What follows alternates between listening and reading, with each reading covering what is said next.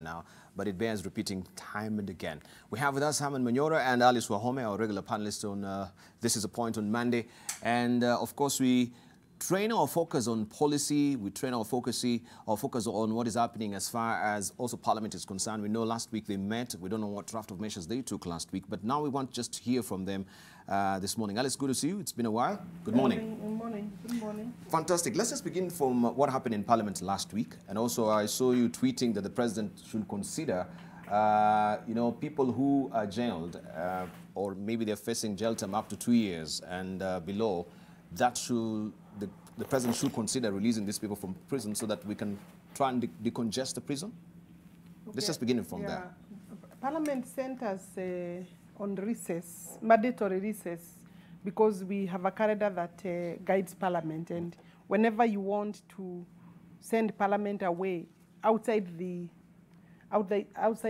annual calendar, the set calendar of Parliament, then you have to call members and discuss a motion of adjournment. So that was done through the Speaker's notice. And the motion, of course, was moved by the majority leader, of both the majority leaders of both the chambers of Parliament. I think it's a good thing, and there was already a scare or an indication that members of Parliament had actually traveled into various destinations, as commonly happens. Yes. And they travel together with our staff. And although we were there for sending away members who had traveled, I think we even forgot to talk about the staff. And in every delegation of Parliament, you have almost an equal number of staff that travels with, or at least if you are 7, you have a minimum of 3 staff members of Parliament. I think that is the best Parliament could do, and also, of course, request that we comply with the guideline. As an institution, we have 416 members. If you add then the staff, which is like triple of that number, then you can see it's a big institution with more than possibly over 2,000 people in one house or area, the Parliament Square, kind of. Then maybe, I don't know, I think that is the best we could have done. We will, I believe Parliament can recall as and when necessary, can be recalled as and when necessary, should the government require to have something done, and of course limit the numbers. We don't have to come all of us, because all you need is a quorum to conduct business. There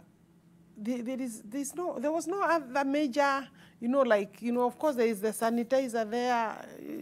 This thing, we are not even sure it is working. You can imagine the various services in Parliament, from our desks to what, and you don't have a designated desk. You sit on any desk except the chairs.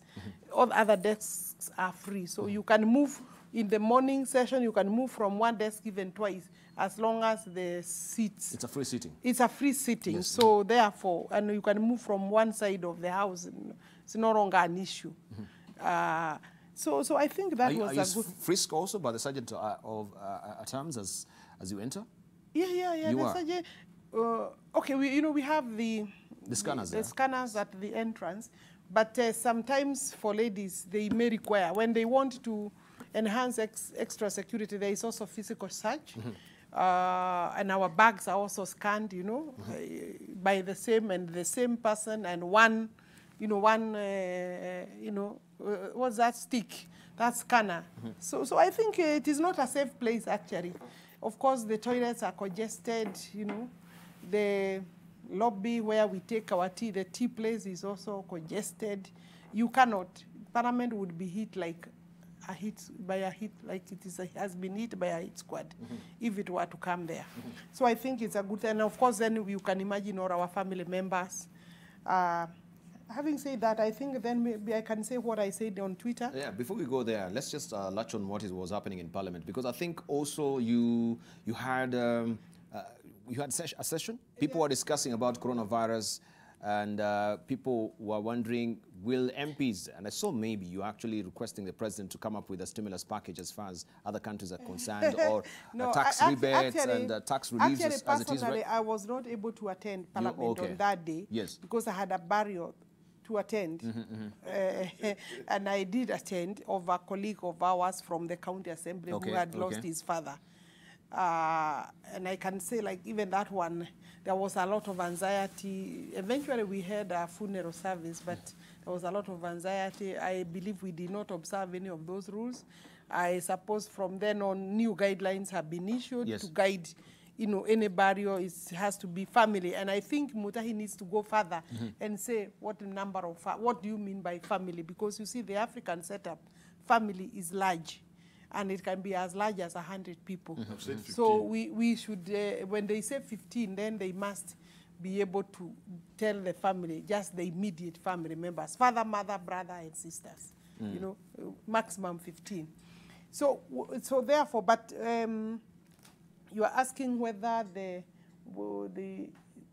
parliament, when we sat, there was there is a question you raised. Which on stimulus package that people are, or the tax reliefs, people are expecting at least there will be sort of a motion that will move. We should, members of parliament, that should be the last thing we should talk about. Maybe for outsiders, not parliamentarians.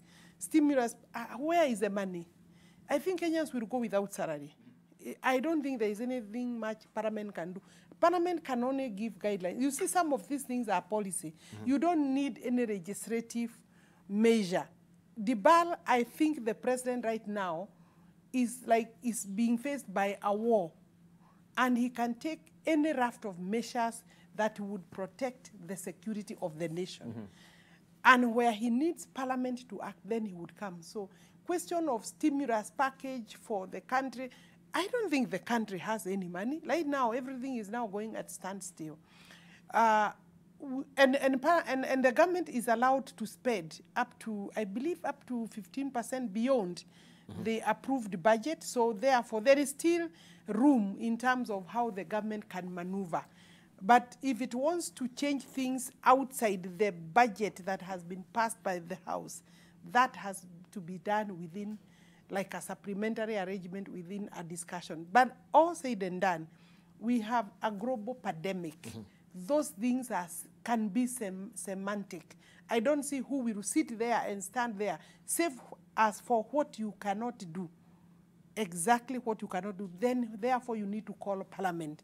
Because if it's about budget, then Parliament has full authority to order, to make the budget. I think the rest, the government will obviously be guided by the situation as it arises. So far, I think they are doing the best they can. However, I think we shall be coming to that because I think there are steps that we missed from the beginning. From the beginning. Like I was saying, for example, I'm looking at even keeping petty prisoners in prisons.